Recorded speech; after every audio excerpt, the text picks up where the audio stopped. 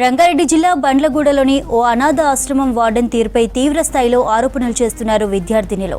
తమను వార్డెన్ ఇష్టం వచ్చినట్టు తిడుతుందని, కొన్నిసార్లు చితకబారుతోందని చెప్తున్నారు విద్యార్థులు.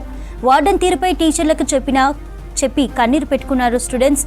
కిస్మత్పురలోని చెర్రీస్ స్వచ్ఛంద సంస్థ హాస్టల్ను నీలిమా అనే మహిళ నిర్వహిస్తోంది. బుద్వేల్ ప్రభుత్వ పాఠశాలలో చదువుతున్న విద్యార్థినులు ఈ హాస్టల్లో ఉంటున్నారు. వార్డెన్ సునీత తరచూ తమను నోటికొచ్చినట్టు మాటలు అంటోందని, కొన్నిసార్లు తమపై చేయి కూడా చేసుకుంటోందని స్కూల్ టీచర్లకు కంప్లైంట్ చేశారు. టీచర్ల సహాయంతో రాజేంద్రనగర్ పోలీస్ స్టేషన్లో ఫిర్యాదు చేశారు. దీంతో వార్డెన్ సునీతను పిలిపించి విచారించారు పోలీసులు. విద్యార్థుల ఫిర్యాదుతో దర్యాప్తు చేస్తున్నారు.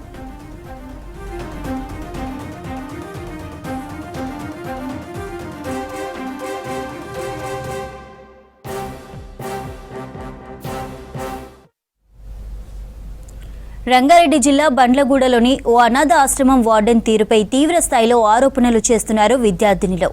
తమను వార్డెన్ ఇష్టం వచ్చినట్టు తిడుతుందని, కొన్నిసార్లు చితకబారుతోందని చెప్తున్నారు విద్యార్థినులు. వార్డెన్ తీరుపై టీచర్లకు చెప్పి కన్నీరు పెట్టుకున్నారు స్టూడెంట్స్.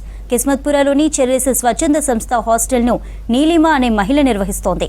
బుద్వేల్ ప్రభుత్వ పాఠశాలలో చదువుతున్న విద్యార్థినులు ఈ హాస్టల్లో ఉంటున్నారు.